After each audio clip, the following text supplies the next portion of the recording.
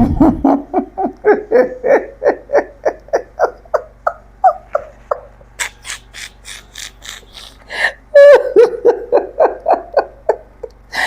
sorry, guys. I'm sorry. I just want you guys to see what ChatGPT actually confirmed about Marcus Trump, every other person that are in that lineage. Because I know that I'm not in that lineage. Black folks are not in that lineage, especially Black Americans.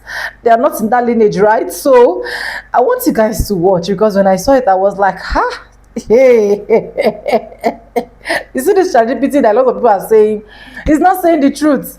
He's saying the false things or something. It's a lie, oh. It's a lie. Sometimes this thing is saying the truth. The truth, nothing but the truth. But anyways, I want you guys to watch this video. Hi guys, welcome back to the channel. My name is Sonia. Subscribe, like, comment, and share. Credit belongs to the original creator of every single clips and stitches we have in our today's episode. And yes, with that being said, let's dive right into this video and I'll be back with commentaries. Let's watch and I'll be back, okay? Trump is out here pulling legal protections from certain immigrant groups, and somehow folks are acting brand new about why. That's the part that gets me. Because you cannot pretend this came out of a clear blue sky when the federal government has been swimming in fraud reports tied to the exact same communities losing those protections.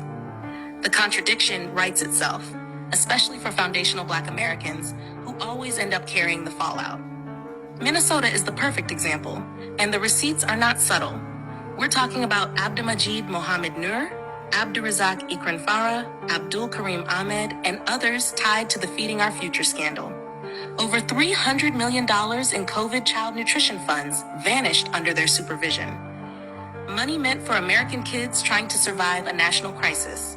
Paperwork claiming thousands of meals served at parking lots, empty buildings, and already operating sites. No kids fed, but luxury cars, condos, and international wire transfers thriving.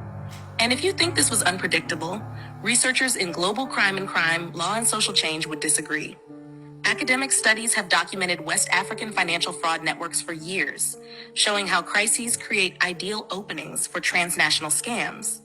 Inflated numbers, shell nonprofits, diaspora-based laundering routes. It's a whole architecture, not an accident.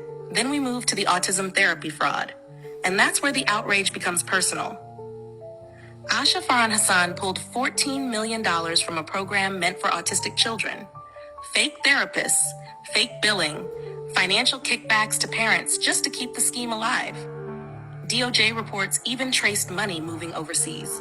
Imagine taking from disabled American kids, children who already struggle to get consistent care, and turning that into a business model.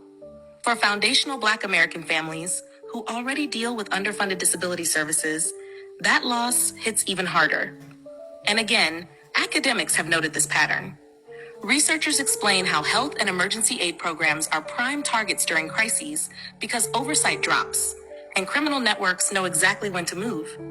But fraud on this scale doesn't just happen, it grows in the shadows of political access. Let's be factual. Ilhan Omar has not been charged, but the proximity is hard to ignore. Indicted donors, a former aide implicated, organizations she uplifted later revealed as fraud pipelines. Policy changes that unintentionally widen the cracks scammers walk through. That's not guilt, it's ecosystem.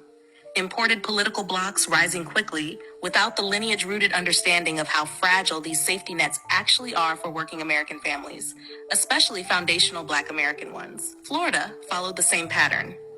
Representative Sheila Cherfilus McCormick, Haitian American, indicted for allegedly diverting $5 million in disaster relief funds through her family's business.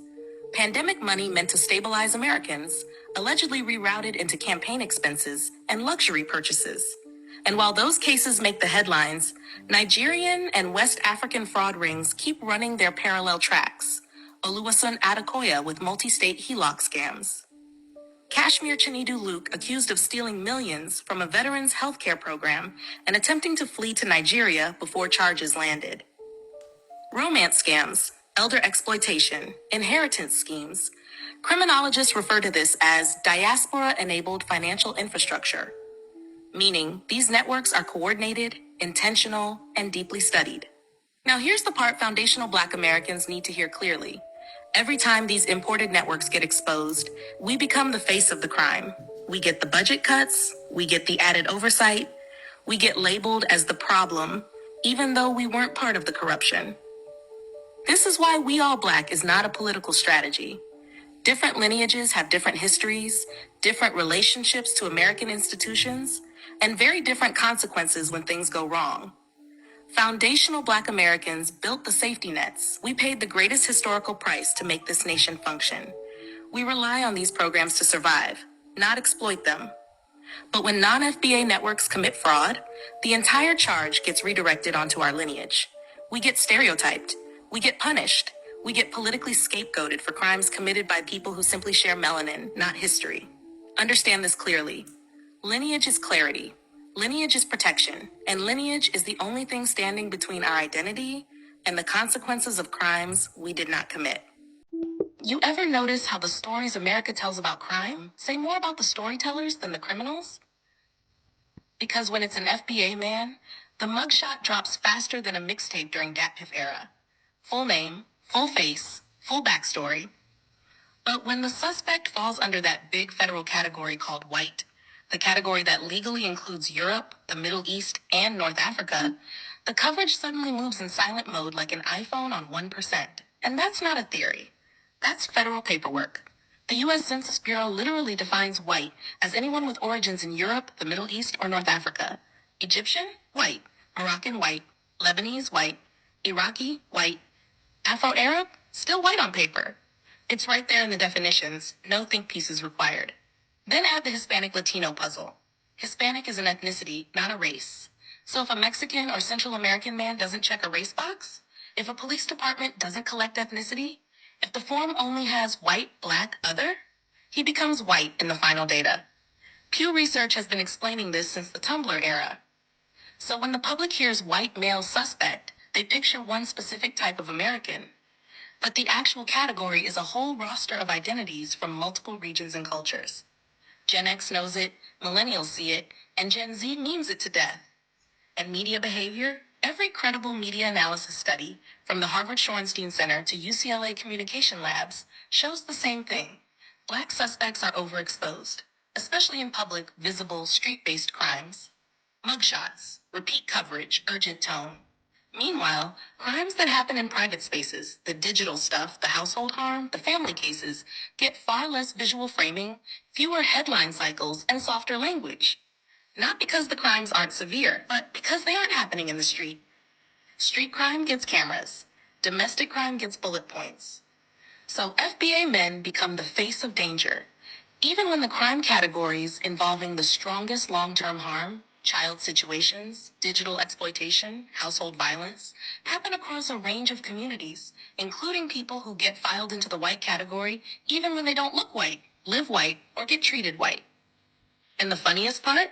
When a black man gets arrested, his race is always announced. His mugshot is always shown. His entire neighborhood gets dragged like it's a reality TV recap. When a white classified man gets arrested, race is optional. Ethnicity is invisible. The mugshot is negotiable. And suddenly the language turns into a Lifetime movie voiceover. Troubled, unexpected, community in shock. Every media study says the same thing across generations. White suspects get context. Black suspects get criminality. Gen X saw it in newspapers. Millennials saw it on cable news. Gen Z sees it on TikTok For You pages. Same pattern, different format. And when you combine that with how the government defines race, with how white is actually a mega category that includes Latinos, MENA groups, and anyone who doesn't get coded elsewhere, with how private space crimes get underreported while public space crimes get amplified, you realize the crime narrative America believes in has never matched the real demographic landscape at all. Not because crimes aren't happening, not because people aren't accountable, but because the lens is tilted, the labels are distorted, and the coverage is uneven on purpose. Once you understand how the categories work and how the headlines work, you finally understand why the story of crime in America has never matched the reality of crime in America, no matter which generation you're from. White superiority is a myth. White supremacy is a system. And the wildest part of this whole conversation is watching African immigrants, Caribbeans, Latinos, Asians, and late arriving white Americans, more accurately, European Americans, try to label foundational Black Americans as racists, white supremacists, or a hate group, while every single one of them repeats, protects, or stands on top of the very white supremacist ideology they claim to be above. It's projection layered on delusion. Because if anyone in this country has ever confronted white supremacy consistently, strategically, and publicly for centuries, it's FBA. We've fought the system from every angle: law, culture, courts, science, journalism, education, and grassroots organizing. Meanwhile, European Americans accusing us of hate come from families that didn't even arrive until 1880-1924 per Ellis Island and U.S. Census records. So when a European American says, "We freed you," I have to ask, who is we? Your family got here after the war. You didn't free anybody. You inherited a heroic myth, not a legacy. And then comes another favorite gaslight. Everyone was enslaved at some point, not under chattel slavery, not under hereditary bondage where your children were legally classified as property, not under a caste system that lasted 246 years and was followed by a century of federally enforced oppression. Throwing "everyone was enslaved" at FBA is not context. It's dismissal. Then they love to bring up crime. But the numbers collapse that narrative immediately.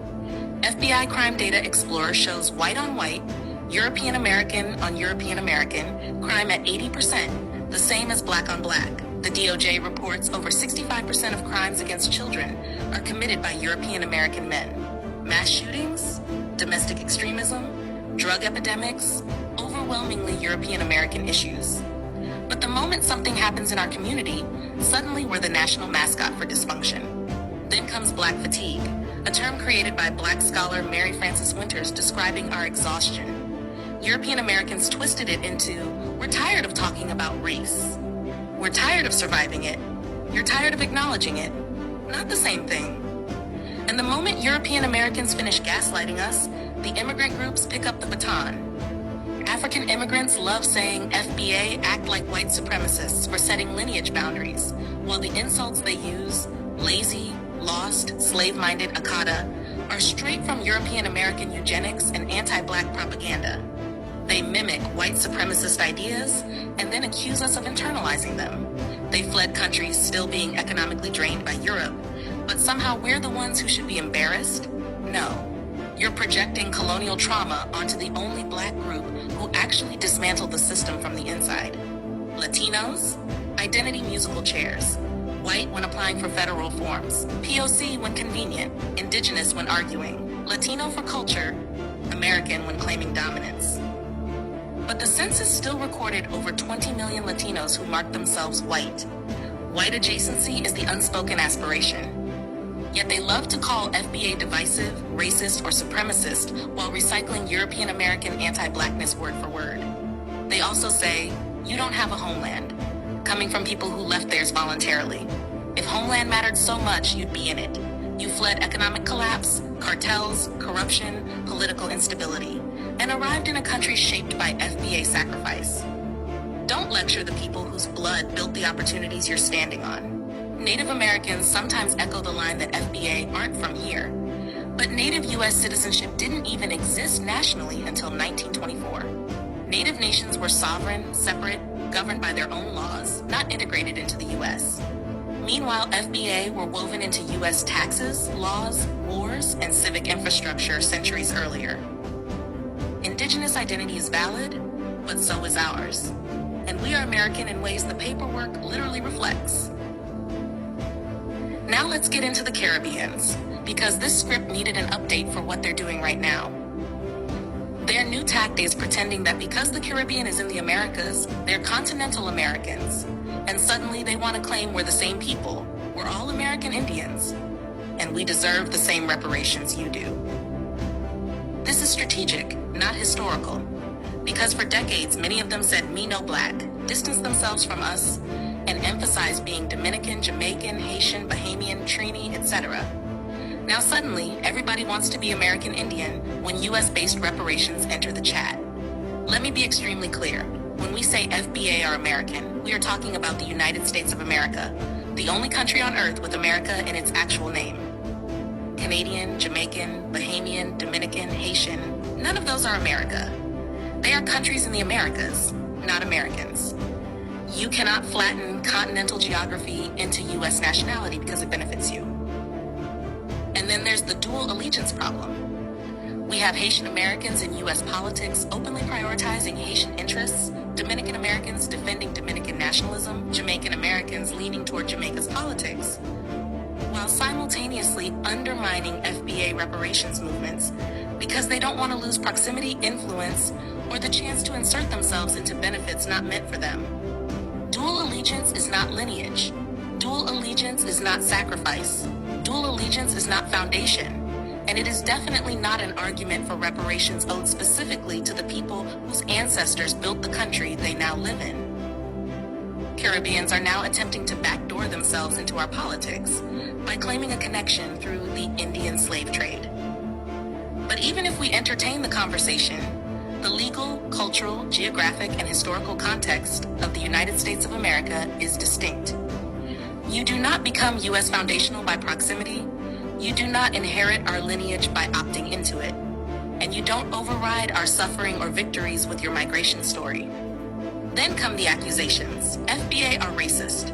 FBA are supremacists. FBA are a hate group.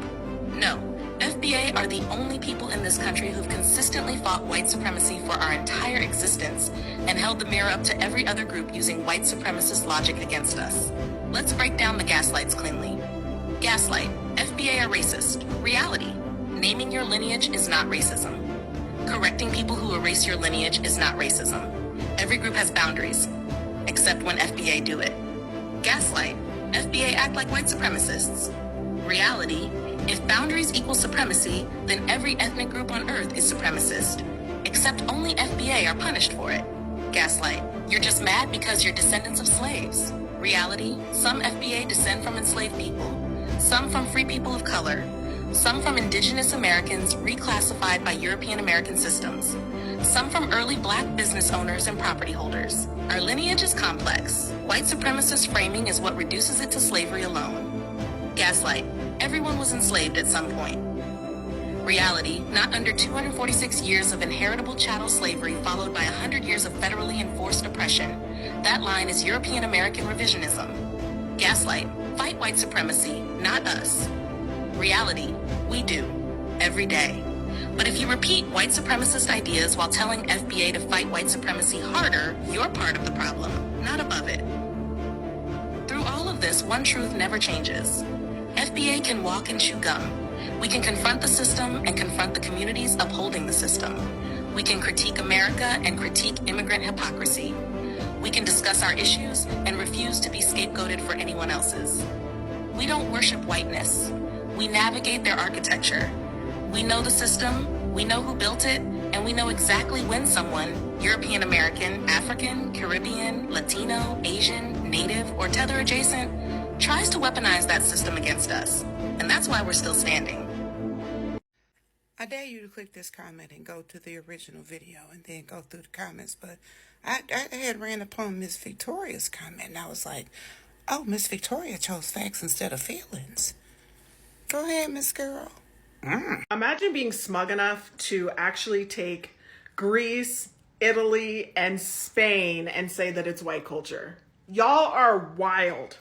Anyways, welcome back. See, let's just be sincere. Let's be sincere. Some of the things that ChatGPT is actually saying is absolutely correct as far as I'm concerned. Yes, I can say that and accept that with my full chest, that this ChatGPT is correct. It's not everything that ChatGPT say we will be saying, no, it's not correct. Why are we saying ChatGPT is saying this? ChatGPT is a lie. It's correct.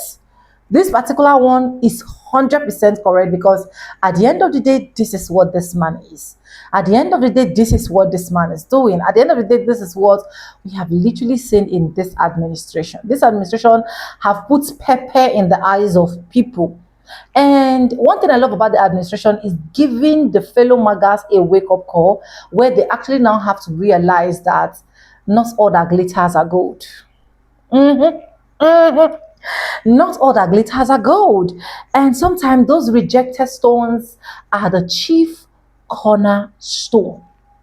Those rejected stone are the things that is making a lot of things coming to pass, that is making a lot of things workable, that is making a lot of things glamorous, as far as I'm concerned. Because this white folks has literally been confused. They are uneducated as far as I'm concerned, because if they are literally educated, they will know that even with what they are suffering now, in fact, there should not be any one percentage still finding themselves doing this MAGA thing. But you still find out that a lot of them, they don't even realize that they are already doomed. They don't even realize what is really happening to them. They are finally realize that this man is still absolutely the best despite everything they have been through. And sometimes you start asking yourself, what kind of creatures are these? What kind of people are these? What kind of people that literally. I love ChatGPT for one thing, honestly. You know, ChatGPT, despite the fact that a lot of people are saying it's being biased, a lot of time that it's been programmed to say good things about white Americans and say bad things about black folks. That's just the honest truth.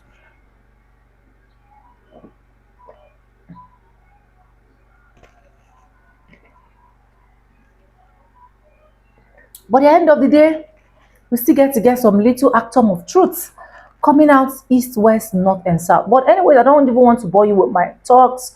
Let me know what you think in the comment section. Credit belongs to the original creator of every single clips and stitches we have in our today's episode. If you have not subscribed, what are you waiting for? Do what, subscribe, like this video, drop me your comments, and lastly, do not forget to share for every other person to get this good news. And guys, with that being said, with no further ado, I do like I always say in my videos, I'm going to be saying bye, and I'll see you guys in my next one. So do not touch the die and come back for more. Anyways, I'll say bye, and I love you guys. Mwah. Bye bye, guys.